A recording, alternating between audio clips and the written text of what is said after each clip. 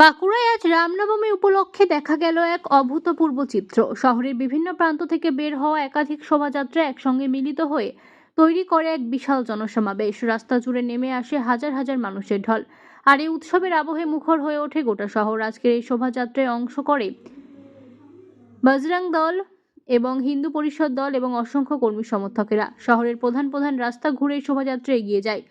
ঢাক ঢোলের তালে তালে ভক্তিমূলক স্লোগান আর পতাকা হাতে নিয়ে অংশ নেন হাজারো মানুষ।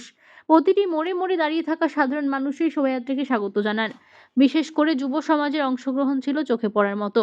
তরুণদের মধ্যে এক আলাদা উৎসাহ, উদ্দীপনা এবং আবেগ লক্ষ্য করা যায়। তারা সক্রিয়ভাবে অংশগ্রহণ করে এই শোভাযাত্রাকে আরও প্রাণবন্ত করে তোলে।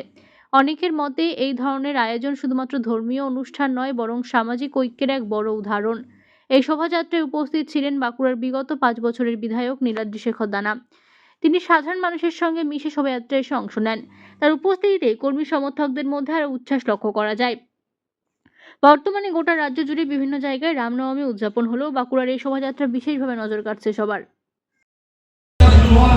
এটা আমাদের দুর্ভাগ্য যে আজকে আমরা পশ্চিমবঙ্গে 75% সনাতনী হয়েও বাঁকুড়াতে প্রায় 91% সনাতনী হয়েও আমরা একটা অসনাতনীদের মাত্র তাদের সাথে যেতে পারছি না।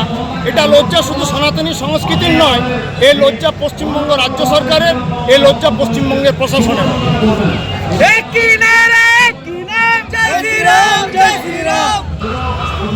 কিন্তু একাধিকবার দেখা যাচ্ছে ব্যারিকেড করা হচ্ছে, পুলিশদের ফোর্স দিয়ে আটকানো হচ্ছে, কিন্তু এর আগে একাধিকবার বিক্ষোভ হয়েছে, তার সাথে পুলিশের কোনো ভূক্ষেপ নেই। কি বলবেন? দেখুন, এটা এখন আপাতত কোর্টের বিবেচনাধীন আছে, তো কোর্টের থেকে কি ফেসলা হয় আগামী দিনে তার আশায় আমরা বসে আছি।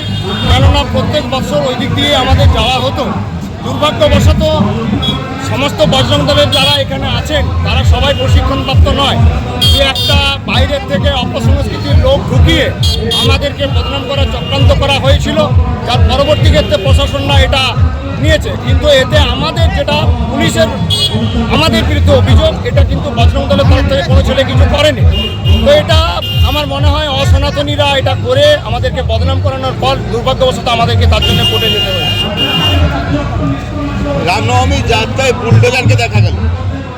দেখুন, সমাজে